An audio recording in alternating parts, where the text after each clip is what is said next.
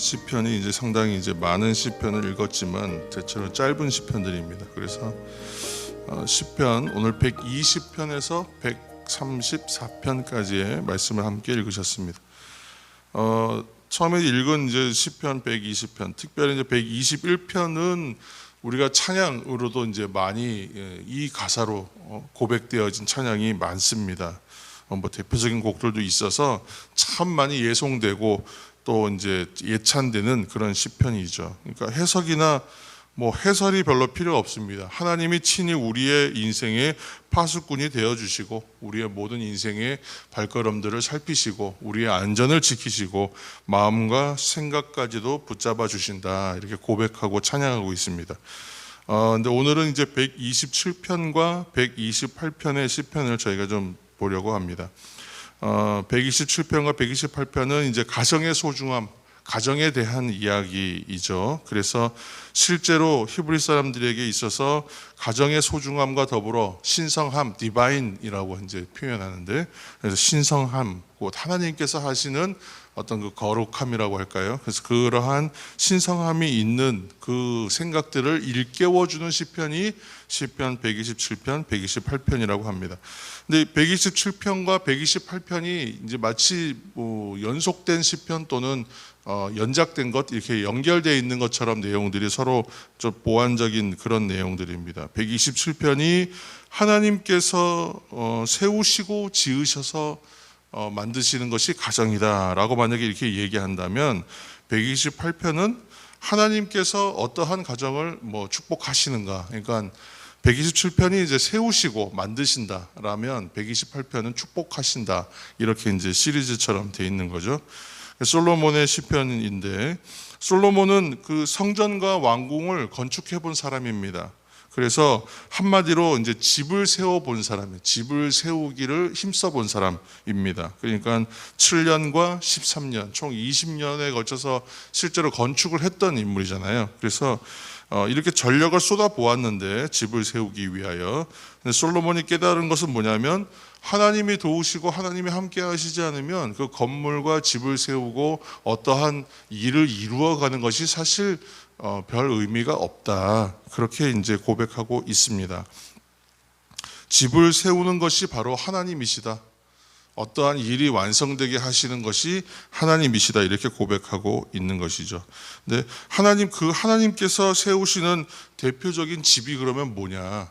그 기관이랄까요? 그 가정의 어떤 단위를 말할 때 그게 대표적인 게 가정과 교회입니다. 그러니까 신학적으로도 하나님께서 세우시는 하나님의 신성함이 깃들어져 있는 기관은, 그 단위는 첫째는 가정이고 둘째는 교회, 가정과 교회밖에 없어요.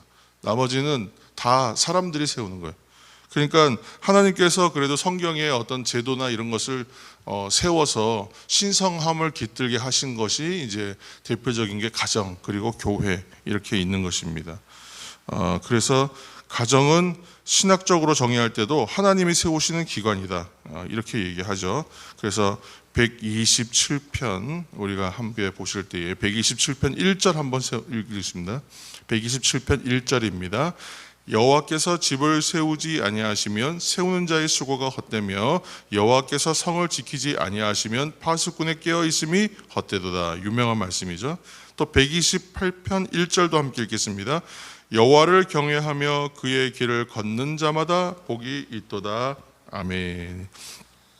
우리 128편 1절은 이제 여호와를 경외하며 그의 길을 걷는 자, 이렇게 길이라고 했는데, 이전에 그 개역 한글 성경에서는 그의 도, 여호와의 도라고 이제 표현되어 있죠. 그래서 하나님의 말씀을 이제 지금 여기서 말하는 거예요. 하나님의 말씀을 따라 사는 인생, 하나님의 말씀이죠. 그러니까 하나님이 설계하신 집, 이런 가정을 세움에 있어서 하나님의 말씀으로 그것을 당연히 세울 때에 그것이 복되다, 이렇게 말하고 있는 것입니다. 그러니까 가정이, 우리가 지금 뭐 교회가 교회되어가는 일들에 대해서 많이 이제 나누어 가고 있고 계속적으로 나누어 가야 되지만, 그 교회를 이루어가는 가장 기본적인 단위와 더 신성한 그 어떤 단위가 있다면 그 가정이죠. 그래서 가정이 가정되게 하는 길은 그럼 어디 있냐? 그것도 바로 여기에 있는 거죠. 참으로 축복되고 가정이 가정되게 하는 방법은 말씀의 길을 따라, 말씀의 도를 따라, 그 여호와의 도를 따르는, 말씀의 진리를 따르는 가정일 때 가능하다. 그래서 마틴 루터가 시편 이 128편을 굉장히 좋아해서 결혼하는 부부, 결혼하는 사람들을 이제 부부가 돼서 결혼하는 사람들에게 시편 128편을 권했다고 해요. 결혼하는 사람들을 위한 어떤 시편. 그래서 이 128편의 어떤 별명이 결혼의 노래라고 이제 할 만큼 그렇게 권했다고 합니다. 그러니까 이러한 복된 가정, 하나님의 주시는 가정에 주시는 복이 이제 어떤 것인가 이제 보면 이제 127편, 128편에 이렇게 좀 기록이 되어 있는 거죠. 그래서 127편에 우리가 3절과 4절 말씀 한번 읽겠습니다. 127편의 3절과 4절입니다. 보라, 자식들은 여호와의 기업이요 태의 열매는 그의 상급이로다. 젊은 자의 자식은 장사의 수중의 화살 같다. 이렇게 말씀하고 있죠. 또 128편의 3절 한번 읽을까요? 3절입니다. 내 집 안방에 있는 내 아내는 결실한 포도나무 같으며 내 식탁에 둘러앉은 자식들은 어린 감람나무 같으리로다. 6절도 읽겠습니다. 내 자식의 자식을 볼지어다. 이스라엘에게 평강이 있을지로다. 아멘.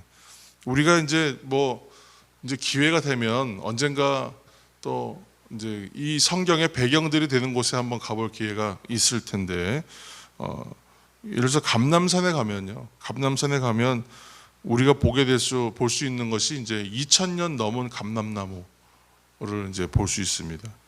볼 수 있겠죠. 그런데 그 이제 감람나무가 2000년이 넘었다는 얘기는 뭐냐면 그만큼 이제 감람나무의 특징 중에 하나, 나무의 특징이기도 하지만 감람나무의 특징이 끈질긴 생명력이 있다는, 생명이 있다. 그래서 지금 이제 부모의 사랑과 신앙의 또 다음 세대로서의 복된 자녀들은 무엇처럼 서가느냐? 감람나무에 비유하고 있습니다. 그래서 감람나무처럼 든든히 서가게 될 것이다. 하나님의 뜻 가운데에, 또 부모의 사랑 가운데에, 신앙 가운데에 그렇게 복된 인생이 무엇인가를 알아가며 자라가는 세대들은 감람나무와 같이 될 것이다. 이렇게 지금 생각할 수 있는 것입니다. 127편에서는 그런데 이제 헛됨을 좀 이야기하죠. 헛됨. 근데 128편은 그 수고의 결과로 열매가 있다, 이렇게 복되다, 이렇게 얘기하면서 대조적인 면도 있습니다. 그러니까 127편과 128편은 이렇게 맞닿아 있는 쌍을 이루는 시편이라고 말할 수 있습니다. 유명한 작품 중에 그 밀레의 만종이라고 하는 유명한 작품이 있습니다. 저처럼 그림을 잘 알지 못하는 사람도 다 알 만큼 유명한 그림이죠. 밀레의 만종. 그래서 그 옛날 기억을 떠올려서 다시 인터넷을 뒤져서 그 밀레의 만종의 그림을 다시 한번 봤어요.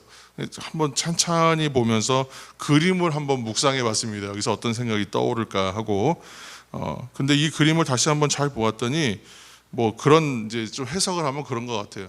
하루가 이제 끝나는 시간에 들판에서 두 부부가 이제 하루의 일을 다 마치는 겁니다. 하루의 일을 마치고 있어요. 아침이 아니라 저녁입니다. 해가 지를 무렵 두 사람이 이제 일을 마치고 들판에 서서 함께 기도하고 있어요. 근데 저 멀리 보면 이제 교회 그림이 하나 보입니다. 그리고 이제 들리지는 않지만 그림이기 때문에 그것을 이제 종 치고 있는 시간이라는 거죠. 그때 종이 울리고 있다.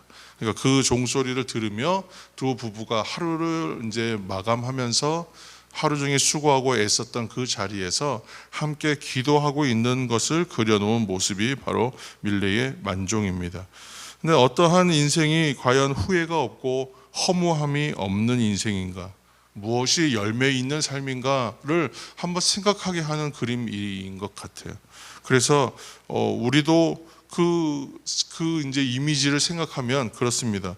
우리도 오늘 이제 이 하루를 좀 더 이제 수고하면서 연휴가 끝나면서 새로운 일상이 또 시작되는 이 하루를 살 텐데, 이 하루도 분명히 우리의 노력과 최선을 다하면서 살 것입니다. 이렇게 이제 수고의 땀을 흘리게 하시는 하나님께서 그 수고하고 애씀 위에 무엇을 주시냐, 이것이 헛되지 않다. 하나님께서 축복하여 주실 것이라는 거죠. 그러니까 그것이 헛되게 하지 아니하실 하나님 안에서의 길을 걸으면 최선을 다할 때에 하나님께 주시는 열매를 얻고 누리는 시간이 있다. 그것을 이제 생각하게 하는 밀레의 만종, 그 그림이었죠.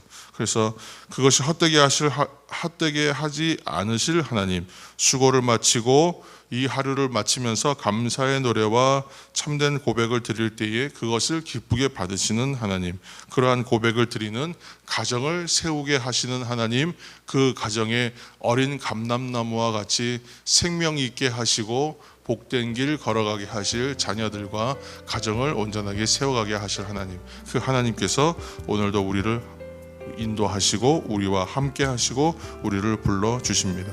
오늘도 이 하루도 연휴를 마치고 일상을 복귀하면서 하나님을 찬양하는 그러한 하루가 되시기를, 또 하루를 마치면서 하나님 앞에 감사의 고백을 드리는 우리 모두가 되시기를 예수님의 이름으로 축원합니다. 또한 코로나도 어떻게 보면 긴 일상의 멈춤과 좀 정지가 있었죠. 원하지 않은 일이기도 했지만 뉴 노멀이라고 했습니다. 새로운 일상이 이제 도래하고 있습니다.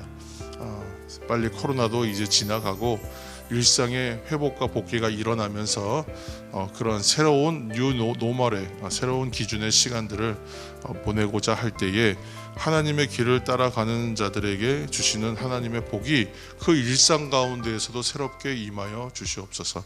함께 그렇게 오늘은 그렇게 기도하시는 저와 여러분 되기를 바랍니다.